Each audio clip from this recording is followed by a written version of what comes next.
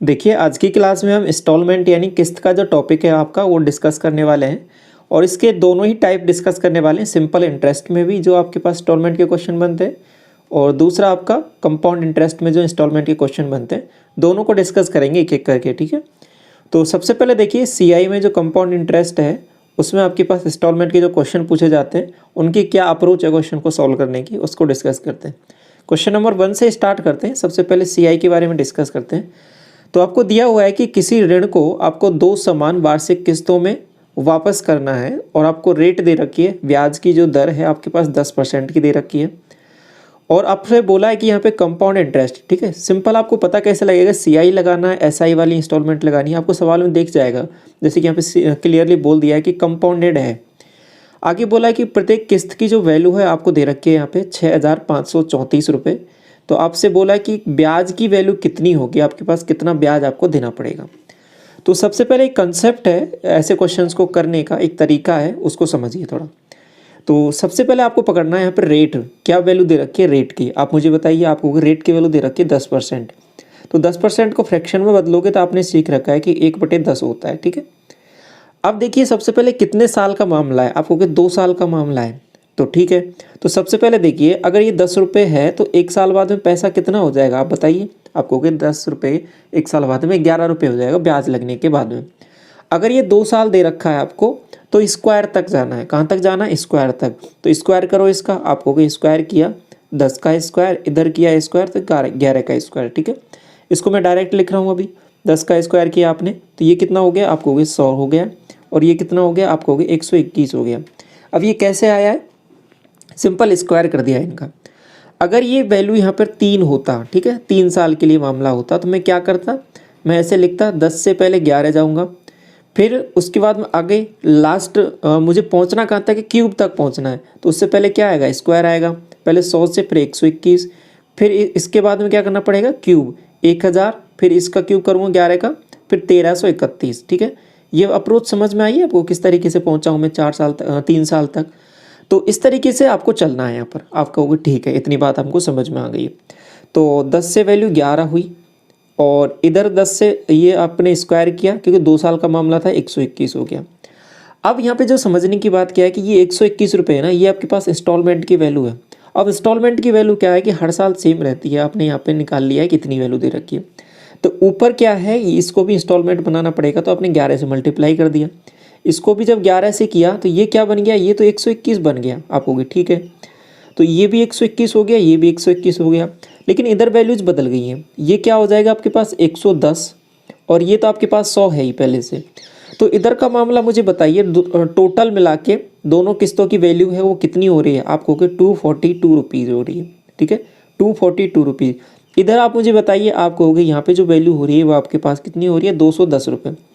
अब यहाँ पे जो समझने की बात है वो इम्पोर्टेंट है कि कौन सी वैल्यू क्या क्या है। अब यहाँ पे ये जो 210 रुपये है ना, ये आपके पास कहीं ना कहीं प्रिंसिपल है। जो स्टार्टिंग में आपके पास पैसा था, स्टार्टिंग में जो आपके पास रकम थी, अगर वो पूछ ले आपसे तो वो क्या है, आपके पास 210 रुपये है। अब जो बाद में अमाउंट है जो पूरा मिला के आपने दिया है दोनों किस्तों को मिला के, वो 242 है। तो ये आपके पास क्या हो जाएगा, अमाउंट हो जाएगा।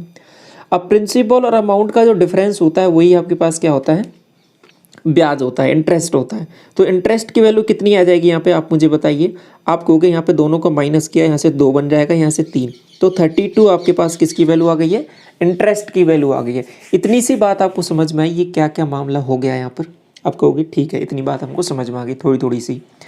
तो अब आपसे पूछा क्या है, उसी हिसाब से चलते हो। तो आपसे बोला है यहाँ पे कि ये जो वैल्यू है 6,534, ये आपको दे रखा है 6,534, ये आपके पास एक किस्त की वैल्यू है, एक किस्त की वैल्यू है। अब यहाँ पे एक किस्त कौन सी है, देखो ये दोनों मिला के था 242। एक किस्त की वैल्यू क्या है, यहाँ पे 121 है ना, ये भी आप ध्यान रख लो। ये है आपके पास एक इंस्टॉलमेंट की वैल्यू, एक इंस्टॉलमेंट की वैल्यू। तो आपसे एक इंस्टॉलमेंट की वैल्यू सवाल में दे रखी है कितनी, 6,534 रुपये। तो ये 121 यूनिट की वैल्यू है। आपको ब्याज निकालना है, तो ब्याज कितना था, आप कहोगे इन दोनों का डिफरेंस था, वही ब्याज था। तो 32 यूनिट है, आपको वो निकालना है। बस ये सवाल आपको सॉल्व करना है। अब हो गया समझ में, आपको क्लियर आया। तो अब क्या करना है, सबसे पहले डिवाइड कर लेते हैं, कितने से क्या कट रहा है वो सब चीज़ देख लेते हैं। तो 11 से काटा इसको 11 बार जाएगा, ये 11 से काटा तो ये कितना कटेगा आपके पास, ये 55 और आपके पास यहाँ से ठीक है 55 ही होगा ना, हाँ ठीक है।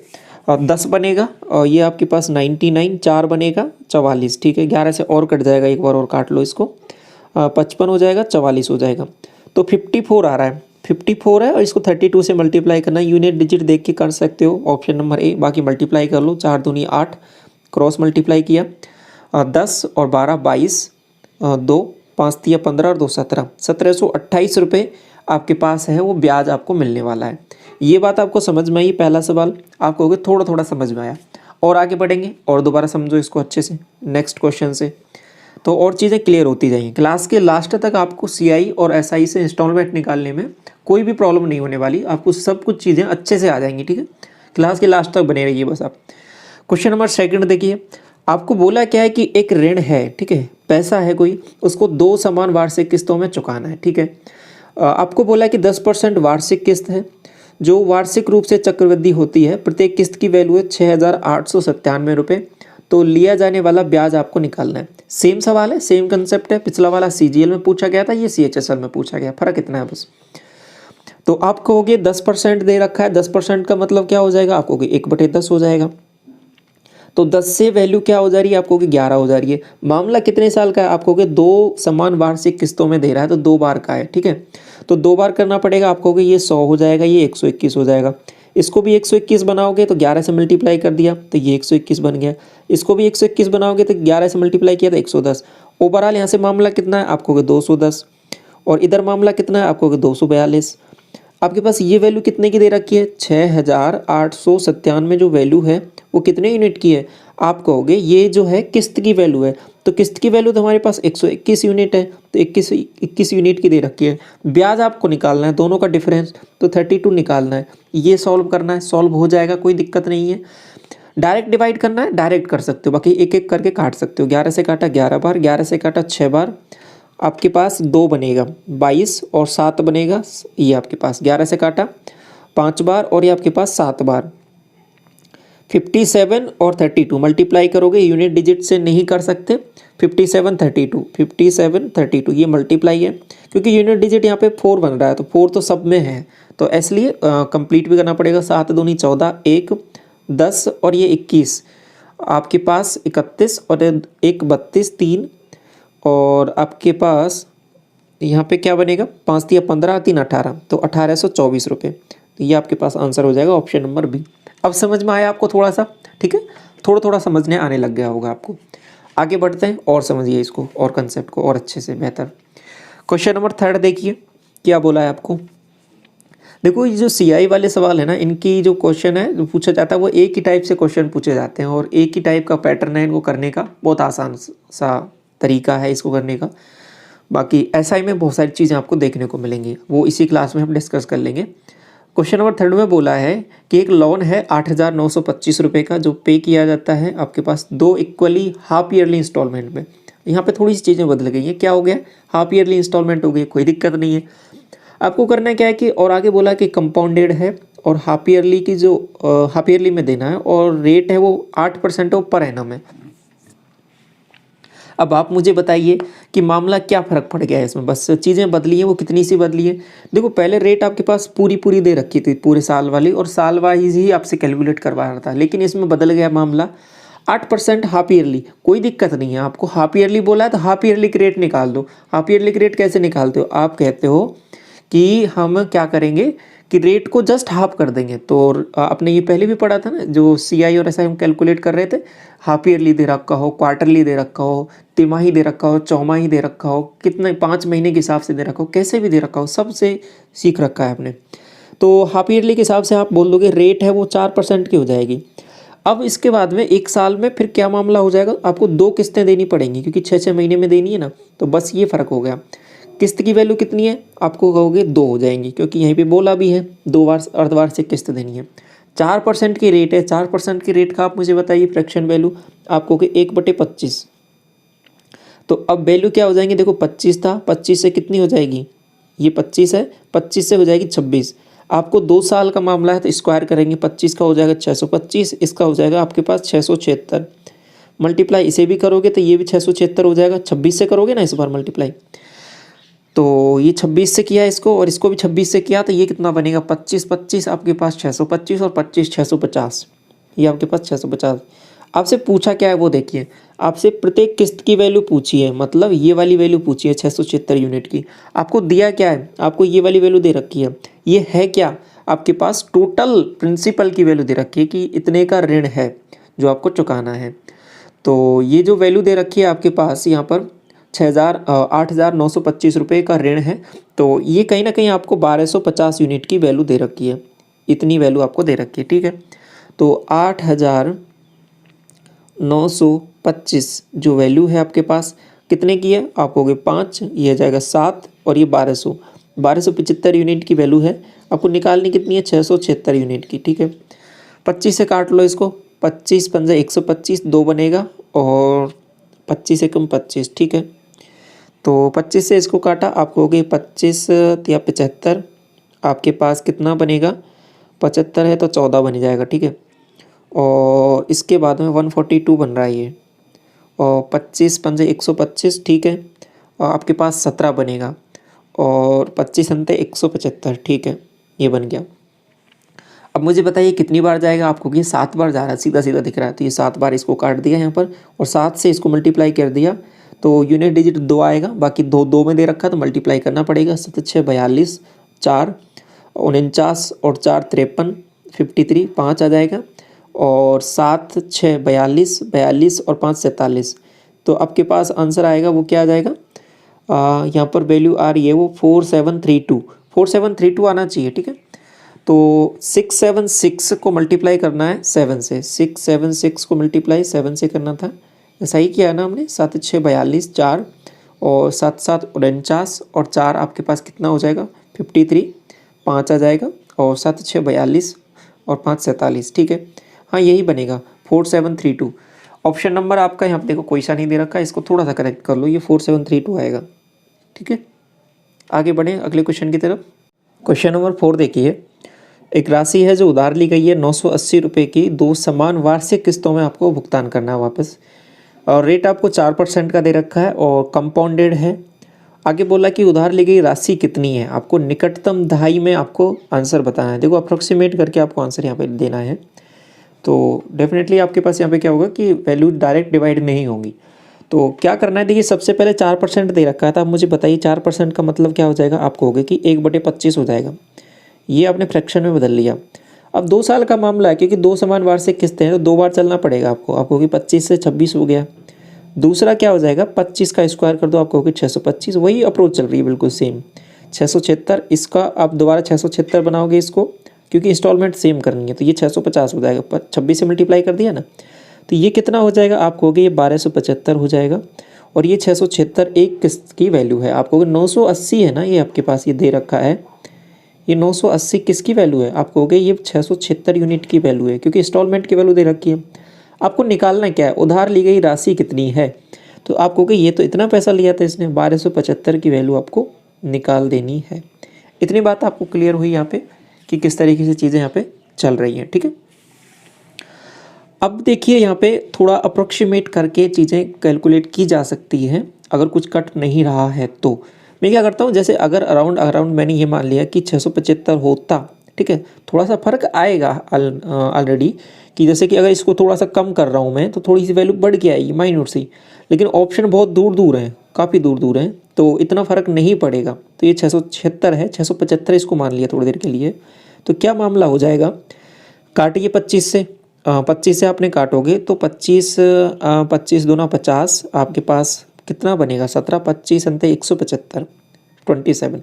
25 से काटा, 25 पंजे 125 और 2 बनेगा, ठीक है। वो 25 से कम 25, ठीक है। 3 से काट, ये सही किया है ना हमने, बिल्कुल सही किया, कोई दिक्कत नहीं है। 3 से काटा 17 बार और 3 से काटा इसको, आपको कि 9 बार, ठीक है यहाँ तक। और 17 को 980 से मल्टीप्लाई करना है, डिवाइड 9 से करना है।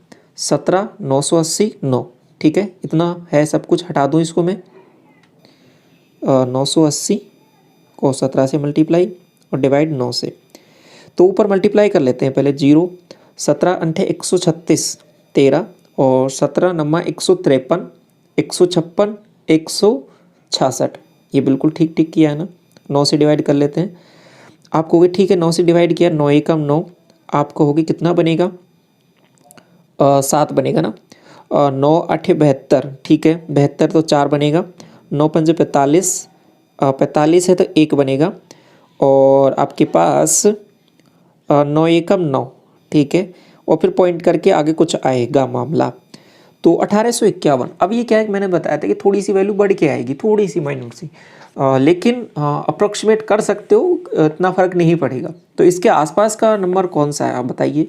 आसपास का नंबर केवल एक ही है, ऑप्शन नंबर ए 1850। बात समझ में आई। तो इस तरीके से कभी कभी कैलकुलेशन आ जाए तो उसको थोड़ा सोच सकते हो, लेकिन देखो ये तभी सोच पाएंगे हम, ये तभी चीज़ें कर पाएंगे जब ऑप्शन आपके पास दूर दूर हो, ठीक है। और कुछ ना कुछ हिंट डेफिनेटली आपको एग्जाम में दी हुई होती है।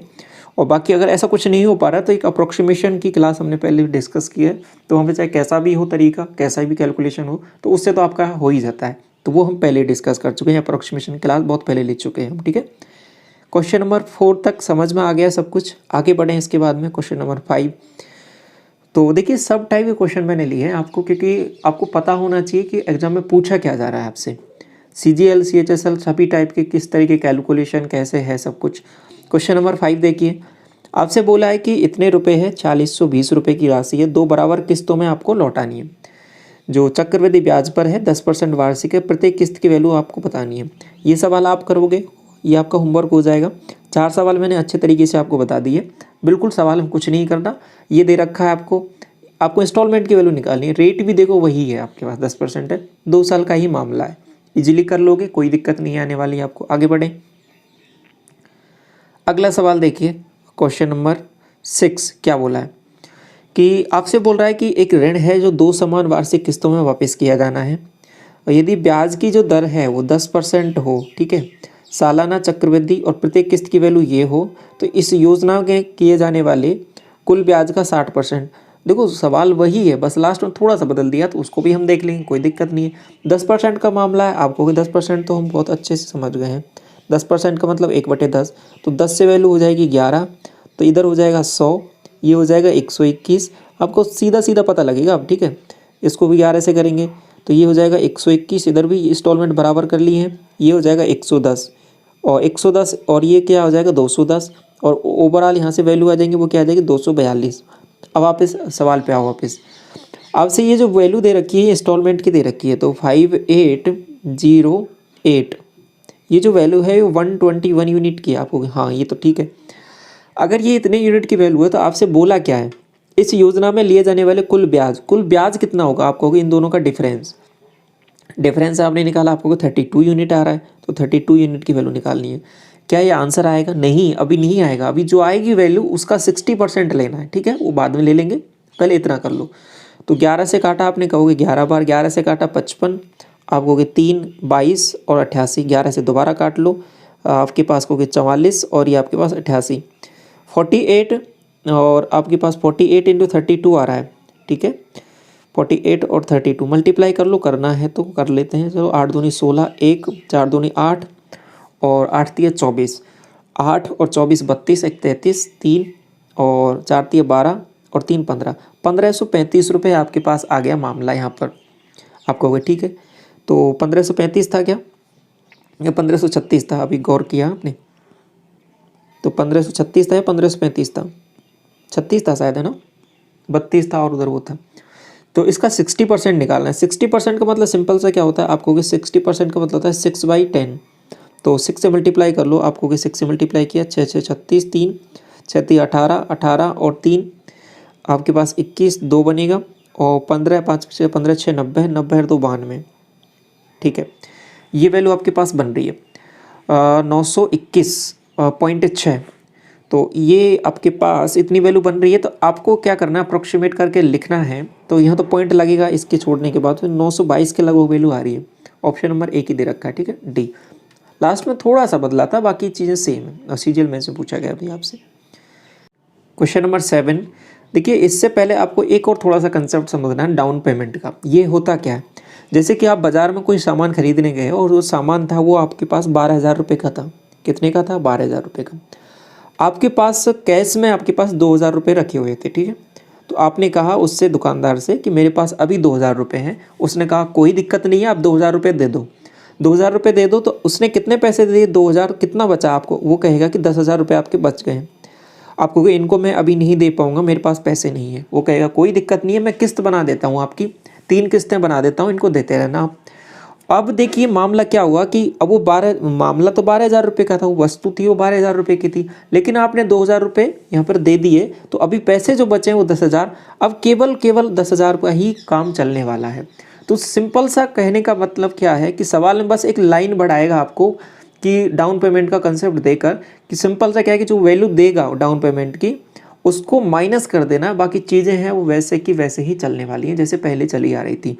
अब तक क्या दे रहा था सवाल में कि जैसे कि कोई वस्तु आपको दे रहा था कि 12,000 रुपये पर इतने रुपए का ऋण है, उस पर आगे किस्तें बनानी है, तो अब तक तो डायरेक्ट चल रहा था। लेकिन उसने केवल एक सवाल में ऐसा जोड़कर डाउन पेमेंट का कंसेप्ट जोड़कर केवल एक लाइन और बढ़ा दी है, कितने का डाउन पेमेंट किया, बस उसको माइनस कर देना है, जो पैसा बचा है उस पर आगे फिर वही किस्त बना देनी है, और आगे प्रोसीडर बिल्कुल सेम टू सेम चलने वाला है, कुछ भी फर्क नहीं है।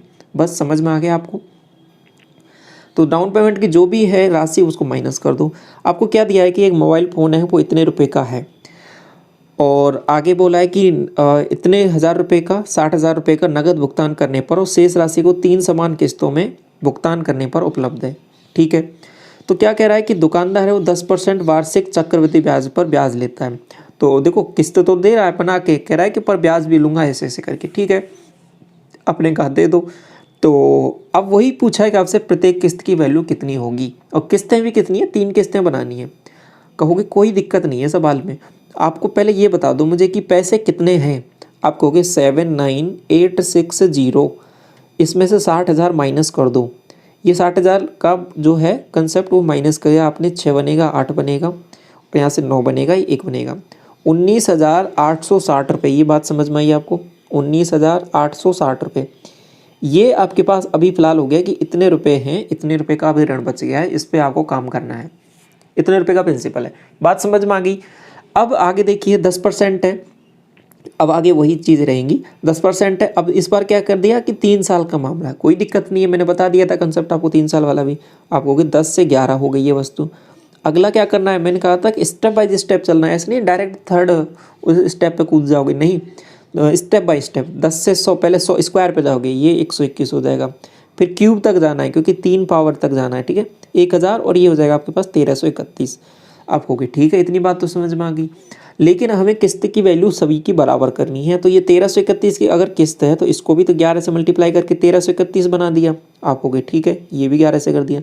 इसको कितने से करना पड़ेगा? इसको 121 से करना पड़ेगा। बात समझ में आई आपको?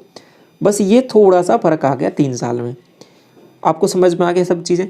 अब ये तो एक 1331 सब कुछ इधर बन गया। इधर क्या मामला बन गया? आप कहोगे इधर 1210 बन गया, 1100 बन गया और 1000 बन गया। कितना कितना बन गया?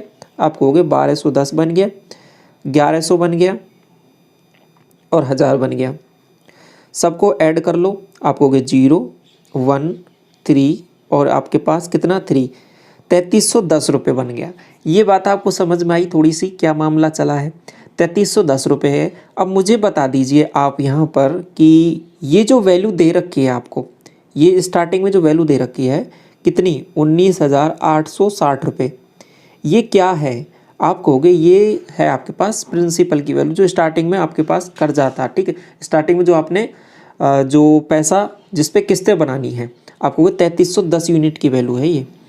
आगे बोलिए कि किस्त की वैल्यू निकालनी, किस्त कितने की है? आप कहोगे 1331 रुपये की है किस्त, 1331 से मल्टीप्लाई कर देंगे, बस ये काम है, इतना सा आप काम कर लोगे।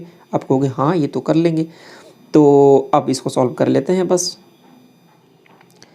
तो सबसे पहले देखिए इसमें कुछ काटा पीटी करते हैं, क्या बन रहा है। तो 331 इससे कटना चाहिए, ये 6 बार कट रहा है। देखो सीधा अगर गौर से देखोगे इसको 6 एकम 6, 6 × 18, 6 × 18, और ये इससे पूरा 6 बार जा रहा है। आपको ठीक है, तो 6 से इसको मल्टीप्लाई कर दो, 6 एकम 6, यूनिट डिजिट देखना चाहिए आपको और आंसर आ जाएगा ऑप्शन नंबर बी। बाकी मल्टीप्लाई भी कर लो, 6 एकम 6, 6 × 18, 1 और 13 × 6 78 और 1 7986, ऑप्शन नंबर आपका बी करेक्ट हो जाएगा। बात क्लियर हुई आपको? 3 साल वाला भी कंसेप्ट क्लियर हो गया कैसे करना है सवाल को। किस तरीके से चीज़ें अप्रोच करनी है। डाउन पेमेंट का कंसेप्ट क्लियर हुआ आपको, कोई दिक्कत नहीं है यहाँ तक। आगे बढ़ें इसके बाद में क्वेश्चन नंबर 8 की तरफ। क्या बोला है सवाल में कि एक व्यक्ति है वो 1025 रुपये उधार लेता है, ठीक है, जिसका भुगतान 2 समान वार्षिक किस्तों में करता है। उस पर 5% की वार्षिक दर पर ब्याज लिया जाता है। तो चक्रवृद्धि ब्याज की प्रत्येक किस्त की वैल्यू आपको बतानी है। ये भी आपका होमवर्क हो जाएगा, ठीक है। 2 क्वेश्चन मैंने आपको होमवर्क दिए हैं अभी तक, क्वेश्चन आपको आंसर करके बताना है। ये आपके पास प्रिंसिपल की वैल्यू है दे रखी है, 5% की रेट है, 2 साल का मामला, ईजिली आप कर लोगे, कंसेप्ट आपको समझ में आ गया। क्वेश्चन नंबर 9 देखिए क्या बोला है आपको सवाल में कि 2 साल में 2% प्रति वर्ष की दर से 808 रुपये का कोई ऋण है, उसका वार्षिक भुगतान करना है, कितना होगा, इंस्टॉलमेंट की वैल्यू निकालनी है। सीधा बोला है कि आपके पास सिंपल इंटरेस्ट का क्वेश्चन है। अब यहाँ से एसआई के इंस्टॉलमेंट के सवाल स्टार्ट होते हैं। समझिए इनका क्या कंसेप्ट है और किस तरीके से सॉल्व करना है। एसआई में मैंने बताया था आपके पास 2 तरीके से सवाल पूछे जाते हैं। कैसे? एक तो आपसे किस्त की वैल्यू पूछता है इंस्टॉलमेंट की, और दूसरी आपसे रेट की वैल्यू पूछ लेता है। तो दोनों चीज़ें डिस्कस करेंगे। कंसेप्ट समझिए सबसे पहले। इसमें जो ये वैल्यू दे रखी है ना आपके पास 808 रुपये, ये कहीं ना कहीं आपके पास अमाउंट की वैल्यू है, ठीक है। और अब मैं बात करूँ, अगर जो पैसा है वो आपके पास ये अमाउंट है, ये जो अमाउंट है ना आपके पास, ये आपके पास हमेशा बड़ा रहेगा किस्तों की वैल्यू से। जैसे कि अगर मैंने 5 किस्तें ली हैं तो 5 किस्त की अगर मैं टोटल वैल्यूज ऐड करूं, ठीक है, तो ये हमेशा छोटा रहेगा अमाउंट से, और ये 5 किस्तों की वैल्यू हमेशा ज़्यादा रहेगी प्रिंसिपल से। मतलब सिंपल सा कहने का मतलब है क्या, ये कहने का मतलब ये है, इसको थोड़ा सा समझ लो पहले, कि प्रिंसिपल से हमेशा ज़्यादा रहेगी किस्तों की वैल्यू, और किस्तों से भी ज़्यादा रहेगा अमाउंट का वैल्यू। अब ये अमाउंट क्या है, किस्त क्या है, ये क्या मामला, ये देखेंगे अभी। तो इतनी बात आपको क्लियर हुई, क्योंकि अगर वो पैसा है, जैसे कि ये केस है, जैसे कि मान लो आपने कोई 12,000 रुपये की कोई वस्तु है, ठीक है, 12,000 रुपये की वस्तु आप लेने गए उस दुकानदार के पास में, उससे कहा आपने, कोई उसने दिखा दी वस्तु आपको, वो कह रहा है कि 12,000 रुपये की है।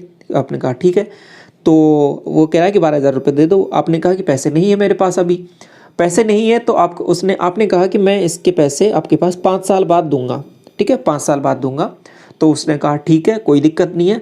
तो उसने कहा कि 5 साल बाद दोगे तो मैं 10% रेट पर इस पर चार्ज करूँगा, और 12×5 = 6,000 रुपये। तो वो कह रहा है कि मैं 18,000 रुपये आपसे लूँगा, ठीक है। कितने रुपए? 18,000 रुपये। उसने कहा 18,000 रुपये तुमने कैसे बना दिए? तो आपने कहा कि 18,000 रुपये कैसे बन गए? उसने कहा 18,000 रुपये ऐसे बन रहे हैं, देखो 12,000 रुपये की ये है, और 5 साल में आप दे रहे हो पैसे, 10% की मैं रेट का ब्याज लगाऊंगा इस पर 50%, तो 6,000 रुपये इसका ब्याज है, वो 18,000 रुपये। आप कहोगे 18,000 रुपये तो नहीं देना मुझे, बहुत ज़्यादा हो गया। तो वो कहेगा कि तुरंत अभी 12,000 रुपये दे दो। फिर आप कहोगे 12,000 रुपये दे दो अभी के अभी, तो मैं कुछ भी ब्याज नहीं लगा रहा, 12,000 रुपये में आपको पड़ जाएगी वस्तु, ठीक है, कोई दिक्कत नहीं है। लेकिन पैसे तो आपके पास नहीं है। फिर आपने कहा कोई और स्कीम नहीं है क्या? उसने कहा कि और भी स्कीम है आपके पास। वो कह रहा है कि ऐसा करो कि ऐसा करता हूँ, मैं आपको इंस्टॉलमेंट बना देता हूँ। उसने कहा ठीक है, ये क्या है? उसने कहा, आपने कहा कि 5 इंस्टॉलमेंट बना देता हूँ, एक साल में आप देते रहना आप इंस्टॉलमेंट एक करके। आपने कहा ठीक है, ऐसा कुछ है तो बनाओ। तो ऐसा करने पर क्या होगा कि जो पैसा आपको देना पड़ेगा ना, वो 18,000 रुपये से कम देना पड़ेगा। क्यों? क्योंकि अगर आप पूरा पैसा डायरेक्ट ही 5 साल के बाद में दे रहे थे तो पूरा ब्याज लग रहा था, बात समझ रहे हो, 12,000 रुपये पे ब्याज लग रहा था। लेकिन अभी क्या कर रहे हो आप कि इंस्टॉलमेंट आपने बनवा ली, अब वो कितने की भी बनवा सकता है, ठीक है, वो ब्याज जोड़ के अपने आप बना देगा। वही हम सीखेंगे हमें कैसे बनानी है वो। तो अब आपने कहा कि वहाँ पे 5 इंस्टॉलमेंट बना दी, अब एक साल में आप पैसे देते जा रहे हो, एक साल में आप पैसे देते जा रहे हो, तो पैसे घटते जा रहे हैं। जैसे पहले आपने मान लो 2,000 रुपये की इंस्टॉलमेंट है, अब डिपेंड करता है कितने की बनेगी वो। 2,000 रुपये की दे दिया आपने तो 10,000 रुपये बच गए, फिर 10,000 रुपये ब्याज लगेगा, फिर 2,000 रुपये दे दिया, 8,000 रुपये ब्याज लगेगा। तो इस तरीके से चीज़ें चलेंगी, बात समझ रहे हो। तो अभी आपके पास जो पैसा देना पड़ेगा ना आपको, वो पूरा 18,000 नहीं देना पड़ेगा, अभी 18,000 से कम देना पड़ेगा। तो बात समझ में आ गई? वही चीज़ मैं समझा रहा था कि मामला क्या है कि 5 इंस्टॉलमेंट में जो वैल्यू होगी, प्रत्येक इंस्टॉलमेंट की वैल्यू सेम होगी। तो ये जो वैल्यू है ये 18,000 से तो कम रहेगी। ये 18,000 क्या था? ये अमाउंट था पूरा मिला के, 18,000 से तो कम रहेगी, लेकिन इस 12,000 से ज़्यादा रहेगी। 12,000 से ज़्यादा क्यों रहेगी?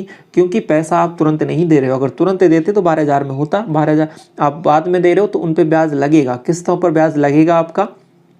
तो इसलिए ये सब चीज़ें चल रही हैं। क्लियर हुई ये बात? आपको काम की चीज़ है, इंपॉर्टेंट है, समझ में आनी चाहिए आपको। 12,000 से ज़्यादा रहेगी किस्तों की वैल्यू, 18,000 से कम रहेगी। इतना क्लियर। अब आगे बढ़ते हैं सवाल पे। तो सवाल में बोला है 2 साल है, 2% की रेट है, 808 रुपये का ऋण है। कैसे करना है सवाल को? आप कहोगे कि देखो अमाउंट के इक्वल करना है, अमाउंट बराबर 808 है। आप कहोगे कि 2 इंस्टॉलमेंट है, एक इंस्टॉलमेंट की वैल्यू मैं मान लेता हूँ x, ये x है, 2 इंस्टॉलमेंट है तो 2x हो जाएगा, प्लस इस पे एक इंस्टॉलमेंट पे आप ब्याज लगाइए, क्योंकि एक इंस्टॉलमेंट आप पहले ही दे दे रहे हो, तो उसका ब्याज और ऐड करना पड़ेगा इसमें, तब जाके ये 808 के इक्वल रहेगा। क्योंकि ये 808 है वो कहीं ना कहीं आपके पास 2 साल के बाद का ब्याज है, मतलब ये टोटल मिला के ब्याज है, टोटल मिला के अमाउंट है। ये बात समझ में आ रही है? टोटल मिला के अमाउंट है। तो ये 2x प्लस x इंटू 2% इसका निकालोगे, 2% मतलब ये, और 1 साल का मामला ये, ठीक है। ये बेसिकली क्या लिखा है मैंने, ये मैंने लिख दिया बेसिकली x इंटू इसका r%, ठीक है, और यहाँ पे टाइम 1 साल का आ जाएगा। अब आप कहोगे ये तो ठीक है, ये कैसे लिख दिया? अगर मामला 2 साल का जगह 3 साल का होता तो फिर क्या करते? कोई दिक्कत नहीं है, 3 साल के लिए याद कर लो, समझ लो कि ये 3 साल के लिए हो जाएगा 3x, ठीक है, 3 इंस्टॉलमेंट देनी पड़ेंगी। यहाँ पे क्या आएगा? x तो आएगा ही, उन पे ब्याज लगेगा। वो देखो ये तो हो गया मामला। अंदर क्या आएगा? देखो 3 है ना, 3 से 1 कम करो, आप कहोगे 2 प्लस 1, ऐसे लिख देना है इसको। पहले 2 आएगा फिर 1 साल आएगा, 2 इंस्टॉलमेंट और 1 इंस्टॉलमेंट का ब्याज आपने जोड़ दिया। ये है क्या? बेसिकली ये एक्स्ट्रा ब्याज है जो आप ऐड कर रहे हो इसमें, इसके इक्वल करने के लिए। इसको बात समझ में आ रही है? अगर समझ में नहीं आ रही है तो इसमें ऐसे समझ लो इसको कि तरीका क्या है इसका, कि ये 2x हो गया, 2x में क्या ऐड कर दिया आपने? अगर ये 2 साल का मामला है तो 1 साल का मामला ऐड कर दिया, 1 किस्त का ब्याज ऐड कर दिया। 3x का मामला है तो 2 प्लस 1 ऐड कर दिया। आप कहोगे 3 साल का भी नहीं है, 4 साल का है, 4 किस्तों का मामला है, 4 साल का है, कोई दिक्कत नहीं है, 4x आ जाएगा, प्लस x इंटू r/100, और बटे में यहाँ क्या आएगा मुझे बताइए? यहाँ पे मल्टीप्लाई में 3 प्लस 2 प्लस 1, इस तरीके से एक एक कम करते हुए आपको ऐड करते हुए चलना है। आप कहोगे 3 का भी नहीं है, 2 का भी नहीं है, 6 साल का मामला है, 6 किस्तें हैं, फिर क्या आएगा यहाँ पे? तो कोई दिक्कत नहीं है, 6 किस्तें हैं तो क्या हो जाएगा? 6 का 6x तो आएगा, 6 किस्तें हो गई ना।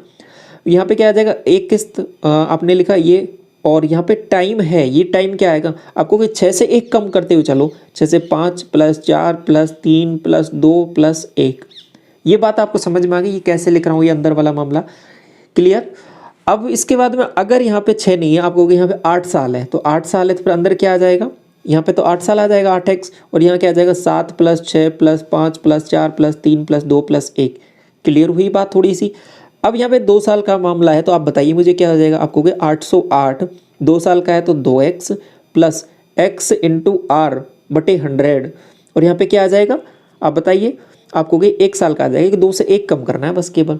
क्लियर हुई बात? अब r की वैल्यू तो आपको दे रखी है 2%, तो 2% लिख लो, सॉल्व कर लो इससे। तो ये कितना बन रहा है? आपको ये 200, ये 100 बन रहा है, एलसीएम आपने 100 लिया तो ये 202 बन गया, तो 202x, ये 808 की वैल्यू है, तो x की वैल्यू आपके पास सीधा निकल के आ जाएगी कितनी? यहाँ पर वैल्यू आ रही है वो कितनी निकल के आ रही है? 4, और ये 100 भी है मल्टीप्लाई, तो 400, तो 400 रुपये की इंस्टॉलमेंट आपको देनी पड़ेगी, ये 400 रुपये की। अब देखिए समझिए, यहाँ पे 400 रुपये की इंस्टॉलमेंट है। मैंने क्या कहा था कि ये 400 रुपये की जो इंस्टॉलमेंट है, दो इंस्टॉलमेंट दे रहे हो, तो 400 प्लस 400 कितना हो रहा है? 800 रुपये। ये बात क्लियर हुई आपको? 800 रुपये, और टोटल ये मामला था क्या? आप कहोगे 808 रुपये का था ये। अब देख रहे हो ये वैल्यू मैंने बताई थी ना, इससे कम रहेगी हमेशा, ये जो अमाउंट था उससे कम रहेगी ये वैल्यू, लेकिन ये प्रिंसिपल से ज़्यादा रहेगी, ये प्रिंसिपल से हमेशा ज़्यादा रहेगी, ठीक है? क्लियर हुई बात आपको? ये किस तरीके से चीज़ें चल रही है? थोड़ी सी तो जानकारी आपको आई होगी, थोड़ी सी जानकारी, ठीक है? तो बाकी जैसे जैसे आगे सवाल पढ़ेंगे और थोड़ा सा अच्छे से क्लियर होता हुआ चलेगा, ठीक है? थोड़ा आगे बढ़ता हूँ अगले सवाल के प्रति। क्वेश्चन नंबर 10 देखिए, वह वार्षिक किस्त क्या होगी जिसमें 4200 रुपये आपको देने हैं ऋण, और 5 वर्षों में 10% साधारण ब्याज की दर से। तो सबसे पहले क्या करोगे? आप कहोगे 4200 रुपये लिखो यहाँ पर, ठीक है? 4200 रुपये लिख लिया। अब अंदर क्या लिखना है आप मुझे बताइए? आप कहोगे 4205 किस्त है तो 5x लिख लो, प्लस आप कहोगे कि यहाँ पे क्या आ जाएगा? आप कहोगे यहाँ पे x आ जाएगा, और x का कितना? r%, r% का मतलब 10%, मतलब 1/10 इंटू अंदर क्या आएगा? आप कहोगे 5 है, 5 से 1 कम, 4 प्लस 3 प्लस 2 प्लस 1। ये बात तो आपको समझ में आ गई। अब देखो ये 4 3 7 3 10, 10 से 10 पूरा गायब हो जाएगा, ठीक है? ये आपके पास 6x बन रहा है, 6x की वैल्यू है 4200, तो x की वैल्यू कितनी आ जाएगी? 6 की वैल्यू ये है तो 700 रुपये, तो किस्त की वैल्यू कितनी आ जाएगी यहाँ पे सीधा निकल के 700 रुपये। बात क्लियर हुई? ठीक है, ये बात थोड़ा समझ में आई बेसिक तरीके से कैसे करना है। आप कहोगे कोई और फार्मूला नहीं है क्या? फार्मूला भी है, चलो एक फार्मूला भी मैं आपको बता देता हूँ। अगर फार्मूला आपको चाहिए तो एक फार्मूला भी डिस्कस कर देता हूँ, याद रखिए कैसे करना है।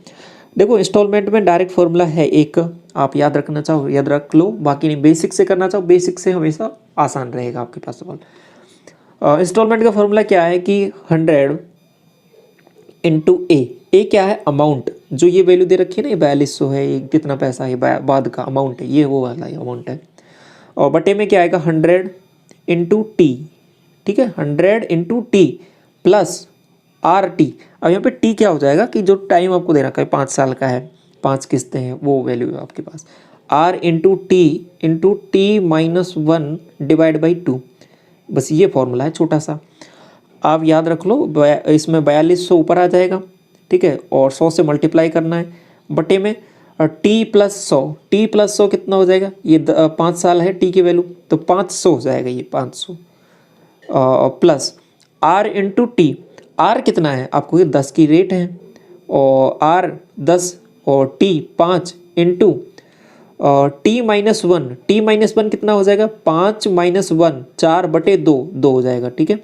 ये बात समझ में आ रही है आपको? 5 दूनी 10 100, तो ये 100 आ जाएगा, तो ये बटे में 600 आ गया, ठीक है। तो 600 से 2 जीरो से 2 जीरो, 6 से काटोगे दोबारा, ये दोबारा भी आपके पास 700 ही आने वाला है। बात समझ में आई?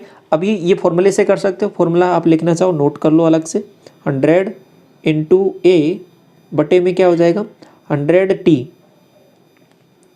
Plus R T into T minus 1 बटे 2। वही जो बेसिक तरीका है उसी से ये फॉर्मूला बना है आपका, ठीक है। तो इस तरीके से फॉर्मूला याद रखना चाहो, फॉर्मूला नोट डाउन कर लो अलग से। ये बटे में 2 है, ठीक है। R into T minus 1 divide by 2। बाकी बेसिक से बहुत आसान है ये सवाल करना। क्वेश्चन नंबर 11 देखो क्या बोला है आपको। व्हाट एनुअल इंस्टॉलमेंट की वैल्यू आपको निकालनी है। डेप्ट है आपका 3920 रुपये, ये कर्जा है, इतना पैसा है, आपको अमाउंट की वैल्यू दे रखी है। 4 इक्वल इंस्टॉलमेंट में एट द रेट ऑफ 15% के सिंपल इंटरेस्ट पर एनुअली। तो क्या करोगे? आप कहोगे 3920 रुपये तो आपको देना है, ये क्या देना है? आप कहोगे कितनी इंटरेस्ट की आपके पास किस्त की वैल्यू है? 4 वैल्यू है, तो x इंटू 15% की रेट 15/100 इंटू 4 है, तो क्या लिखोगे? 3 + 2 + 1, तो फिर क्या आ जाएगा यहाँ से? 3 दूनी 3 3 6, 15 6 90, 90 9/10, ये 9/10 बन गया ना, ये ओवरऑल बात समझ में आई? ये 9/10 बन गया, तो ये कितना बन रहा है आपके पास? 49/10 x, तो ये आपके पास 392 बन रहा है। तो सॉल्व कर लो इसको, कितनी बार जाएगा? आप यहाँ पे देखोगे गौर से तो ये 8 बार जा रहा है क्या? 9 8 8 चौके 32, 8 से करना है इसको मल्टीप्लाई, 8 9 72 7, 8 चौके 32 7 39, ठीक है। तो ये 800 बार जाएगा। ऑप्शन नंबर क्या हो जाएगा आपके पास यहाँ पे करेक्ट? ये 0 भी था ना, तो ऑप्शन नंबर 4 करेक्ट हो जाएगा, ठीक है। एनुअल इंस्टॉलमेंट की वैल्यू क्या हो जाएगी? 800 रुपये। क्लियर? तो इस तरीके से आप कर सकते हो, ठीक है। तो अब जो तरीका था मैंने बताया था कि ये 800 रुपये को अगर 4 से मल्टीप्लाई करोगे, 8 चौके 3200 रुपये आ रहा है, ठीक है। तो 4 इंस्टॉलमेंट इतना पैसा दे रहा है, लेकिन ये कम रहेगा कितने से? ये आपके पास जो कर जाता है, ये एक्चुअल में था क्या? ये आपके पास प्रिंसिपल और उसको 4 साल के ब्याज से मल्टीप्लाई करके रेट से फिर निकाला गया है। प्रिंसिपल आपका यहाँ था, ठीक है। इस प्रिंसिपल से ये अमाउंट है जो आपको, अगर पैसा आप नहीं देते, ठीक है, अगर किस्त नहीं देते, डायरेक्ट अगर आप 4 साल बाद देते ये, ठीक है, तो इतना पैसा देना पड़ता, लेकिन आपने किस्तों में दिया है तो ब्याज उस पर कम लगेगा, लेकिन प्रिंसिपल से तो ज़्यादा रहेगा। तो 3200 रुपये प्रिंसिपल से तो ज़्यादा है, लेकिन इससे वैल्यू एक्चुअल में ये कम है। ये बात आपको क्लियर हुई आपको सवाल में? तो कभी कभी क्या होता है कि ये बताना, देखो मैं इसलिए बता रहा हूँ क्योंकि ये सवाल में आपको पहचानना है कि ये वैल्यू दे रखी है क्या। अगर कभी कभी आपको ऐसे दे देता है कि प्रिंसिपल की वैल्यू है आपके पास, यहाँ पे प्रिंसिपल की वैल्यू भी दे सकता है। अब आप यहाँ पे प्रिंसिपल निकाल सकते हो क्या? आप प्रिंसिपल निकाल सकते हो, बिल्कुल निकाल सकते हो। ये 3920 रुपये है ना, ये आपके पास कहीं ना कहीं 4 साल का मामला है। 15 चौके 60, 15 चौके 60 मतलब 160 यूनिट की वैल्यू है ये आपके पास बटे 100। तो 16 का भाग दे लो इसमें, 16 दूना 32, और आपके पास ये 3920 बटे 15, 15 चौके 60, 60 160, 160 ये हो जाएगा 0 0, 16 दूना 32, आपके पास 7 बनेगा, 16×2 = 32, 16×3 = 48, 16×4 = 64, आपके पास 64 और 8 बनेगा क्या, 8 बन रहा है ना, 64, हाँ ठीक है, 16×5 = 80, 2450 रुपये। अभी 2450 रुपये का मामला है, ठीक है। 2450 रुपये अगर आपको सवाल में देता और इस पर इंस्टॉलमेंट की वैल्यू आई थी आपके पास 800, ये 3200 रुपये हो गया, और इधर जो मामला है वो आपके पास 3920 रुपये है, ठीक है। सवाल में ऐसे भी दे सकता है आपको कि 2450 रुपये की कोई वस्तु उसने खरीदी थी, ठीक है। यहाँ पे तो आपको कर्जा बना के दे दिया, ये 3920 रुपये कि इतने रुपये का कर्जा है, कर्ज है, डेप्ट है, तो ये बना के दे दिया ऑलरेडी इसने। प्रिंसिपल को आपके पास रेट से मल्टीप्लाई करके, ब्याज जोड़ के, सब कुछ बता दिया कि इतना मामला बन रहा है। तो ये जो 2450 रुपये, कभी कभी सवाल में ऐसे भी दे देता है आपको, ये ध्यान रखो, थोड़ा सा मैं बताने की कोशिश कर रहा हूँ आपको, समझिए उसको, कि ये 2450 रुपये आपको दे देगा सवाल में कि प्रिंसिपल इतना है, इतने रुपये में उसने वस्तु खरीदी, उसको 15% की रेट पर इतने अमाउंट, इतने के किस्तों में बांटिए। तो आप डायरेक्ट 2450 के इक्वल नहीं कर सकते, उसमें ऐसा नहीं कर सकते कि 2450 फिर इक्वल आप 4x और फिर निकालने लग जाओ, नहीं, वहाँ पे ऐसा नहीं होगा, क्योंकि आप यहाँ पे जो ये रख रहे हो ना, ये जिसके इक्वल रख रहे हो, ये अमाउंट होना चाहिए, तो ये अमाउंट के इक्वल ही रखना है आपको। तो सबसे पहले आपको पहुँचना पड़ेगा अमाउंट पर। अमाउंट पर पहुँचने के लिए क्या करोगे आप, 2450 लिखोगे, इसको मल्टीप्लाई किससे करोगे, इसका निकालोगे आप ब्याज, इसका क्या निकालोगे, ब्याज निकालोगे। तो ब्याज निकालने के लिए 15% है, 15 का 4, 15 चौके 60, तो 16 से मल्टीप्लाई करोगे इसको, तब जाके आप वहाँ पहुँचोगे 3920 पे। 16, 16×5 = 80, और ये 0, 2 0 से 2 0 चला जाएगा, ठीक है। 80 तो 8, 16 चौके 64, 64 और 8 72, और 16 दूनी 32, 39, तब जाके आप पहुँचोगे 3920 पर। तब आपको पता लगेगा, तब इसके इक्वल करना है, तभी जाके वैल्यूज आपको कैलकुलेट होंगी, ठीक है।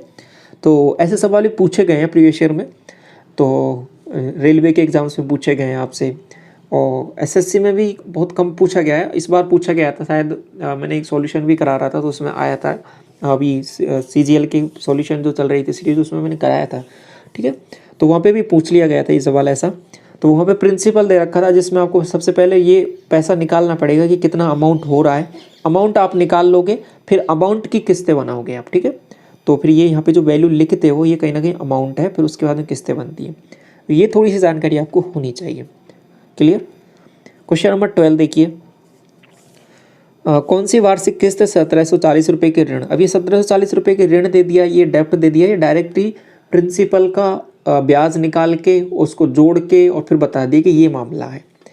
तो आपको क्या करना है, इतने रुपए है आप हो गए, ठीक है, 1740 रुपये, 5 किस्तें आप हो गए 5x, और x इस पर अब ब्याज देख लो बटे 100, इसके इक्वल करने के लिए हम ये एक्स्ट्रा पार्ट जोड़ रहे हैं इसमें, 4 + 3 + 2 + 1, और यहाँ पे बन क्या जाएगा, ये आपके पास 4 3 7 3 10 10 बन रहा है, इससे कट जाएगा ये, तो 1 0 से, तो ये 10 से 10 कट जाएगा, ठीक है। रेट की वैल्यू 8 दे रखी थी ये आपके, तो ये 58 आ जाएगा। तो x की वैल्यू क्या आ जाएगी आपके पास, 1740 / 58, काट लो इससे, तो ये 3 बार जाएगा क्या, 8 × 24, 5 × 15, हाँ ठीक है, 3 बार जाएगा, तो बटे मल्टीप्लाई 100 भी है ना, तो आपके पास कितनी वैल्यू बनेगी यहाँ से, सॉरी ये 10 था, बटे मल्टीप्लाई में 10 ये कट गया था ना, तो ओवरऑल वैल्यू बनेगी वो 3, तो 300 बन जाएगी, ठीक है।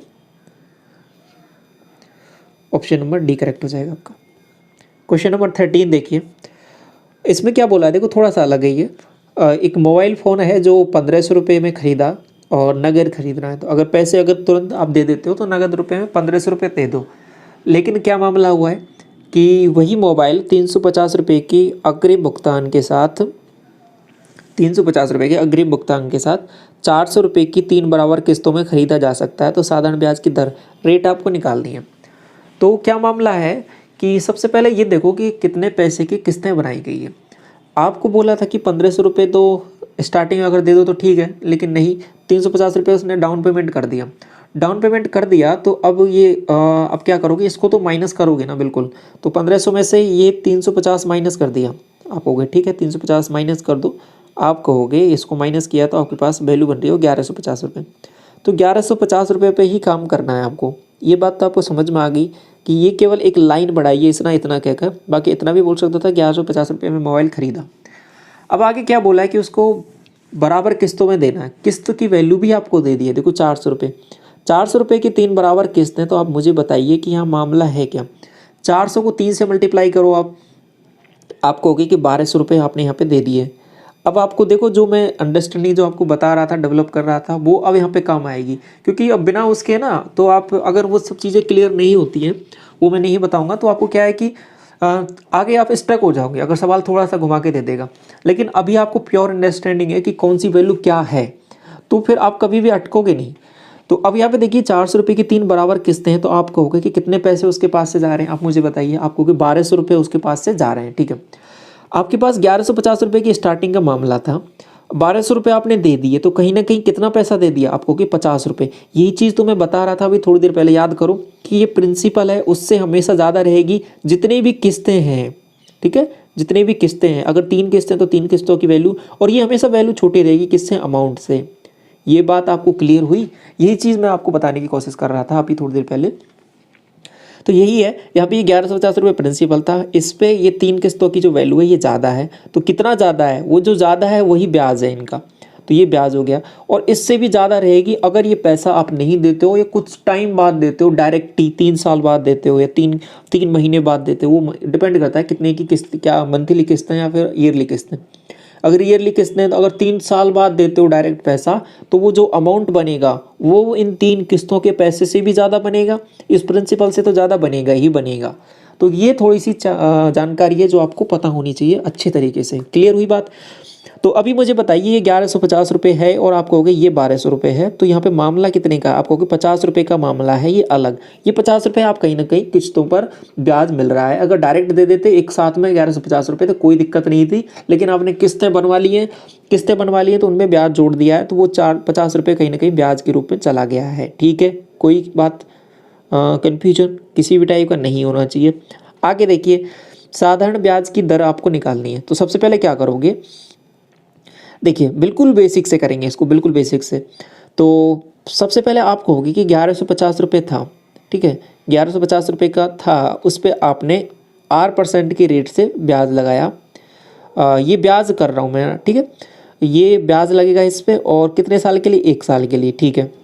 फिर आपने क्या किया कि एक किस्त दे दी, ये एक किस्त 1 साल बाद ही तो दिया आपने, तो एक किस्त दे दी। फिर अब पैसा में किस्त कितने की दी आपने, 400 रुपये की दिए, तो पैसा कितना बच गया आपको, हो गया 750 रुपये बच गया, 750 रुपये।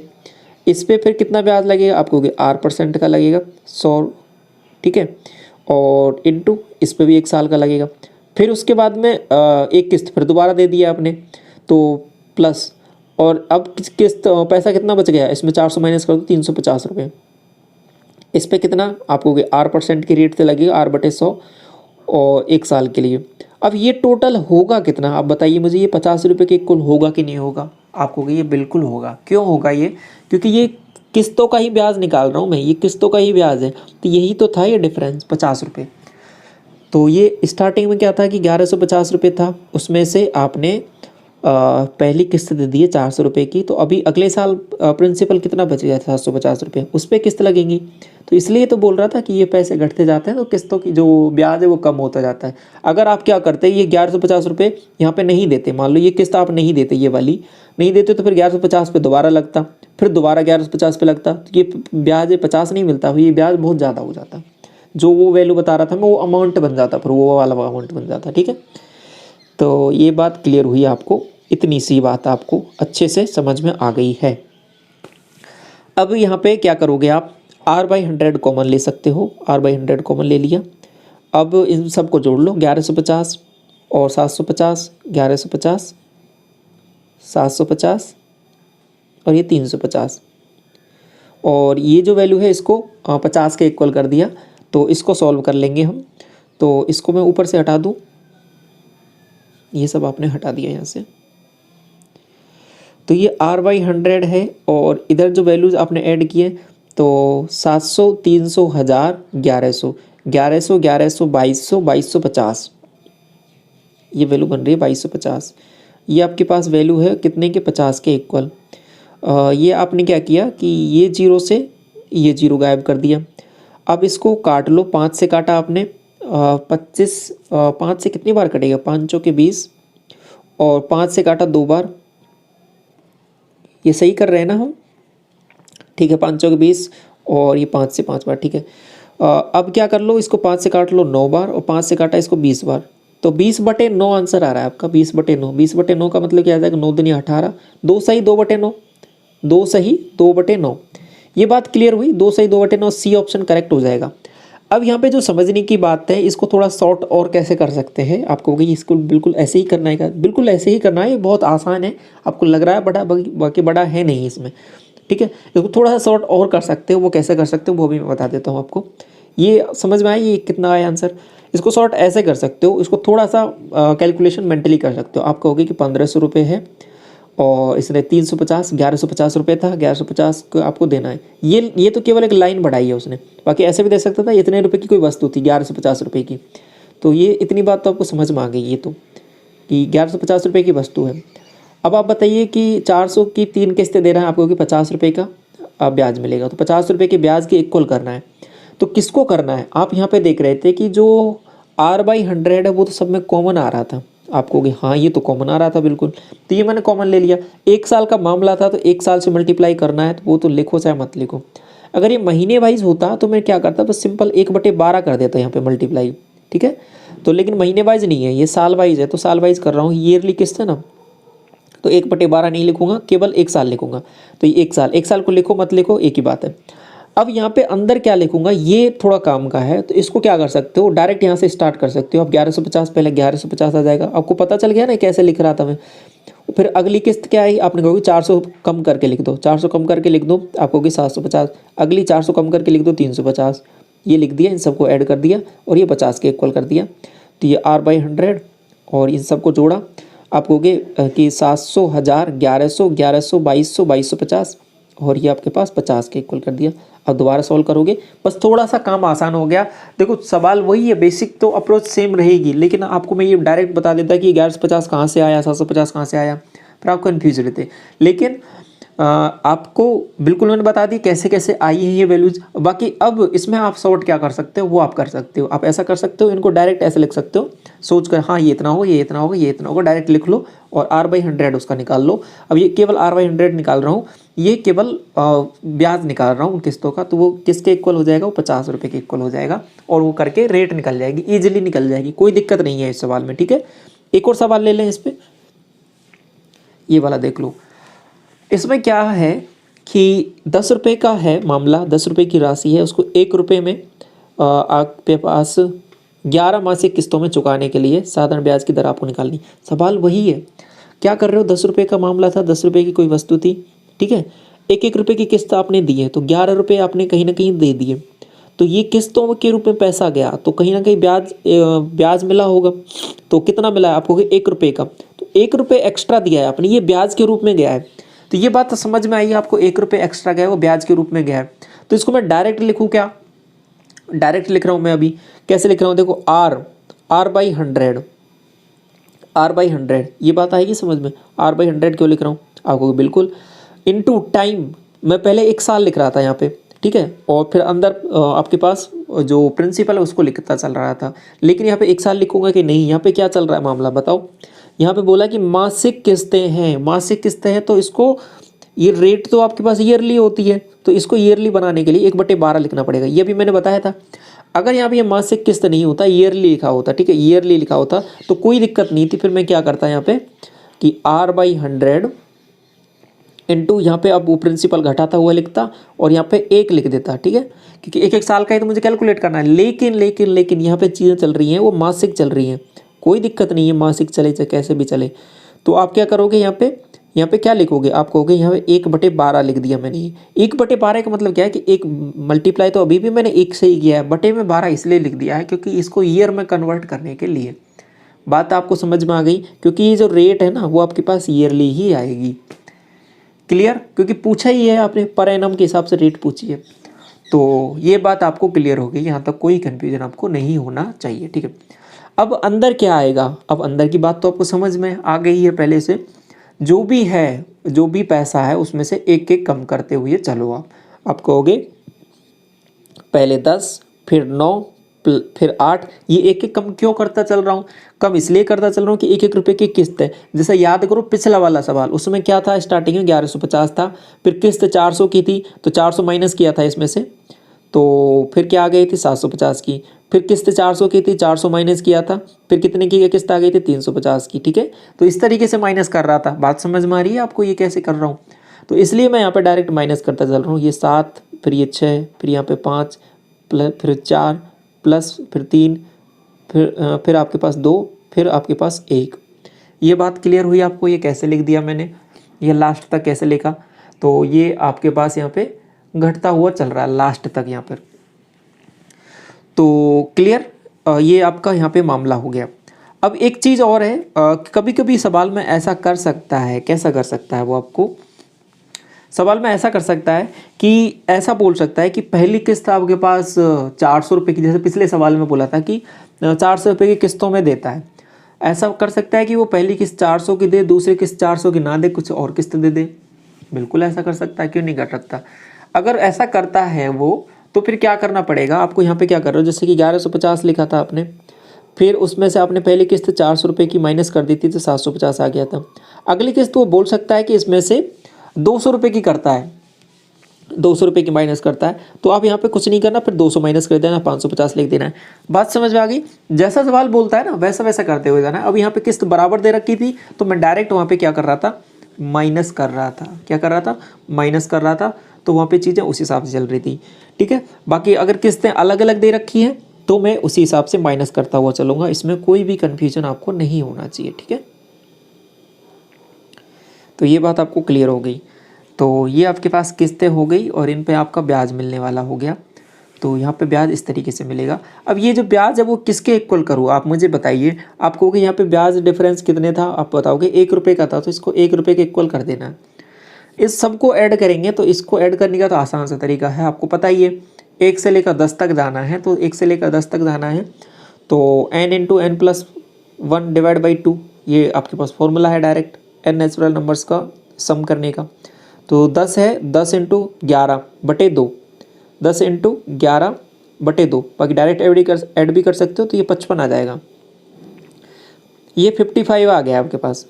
तो r बटे ये 1200 और ये आपके पास कितना आ गया 55, और ये आपके पास 1 के इक्वल हो गया। ठीक है, ऐसा करो 5 से काट लो इसको, आप कहोगे 5 से काट लिया, 11 बार 5 से काटा इसको, तो ये आपके पास 240 हो जाएगा। तो ओवरऑल इसको सॉल्व करेंगे तो रेट की वैल्यू क्या आ जाएगी, 240 बटे 11। सॉल्व किया, 11 दूना 22, कितनी बार, 2 बार गया, आपके पास 2 बन रहा है। ठीक है, 2 0, 11 एकम 11 और आपके पास 9 बच रहा है, तो 9 बटे 11, तो 21 सही 9 बटे 11 आपका आंसर हो जाएगा। ऑप्शन नंबर डी करेक्ट हो जाएगा। ठीक है, ये बात समझ में आई आपको? कोई कन्फ्यूजन तो नहीं है किस तरीके से चीज़ें यहाँ पे चल रही हैं?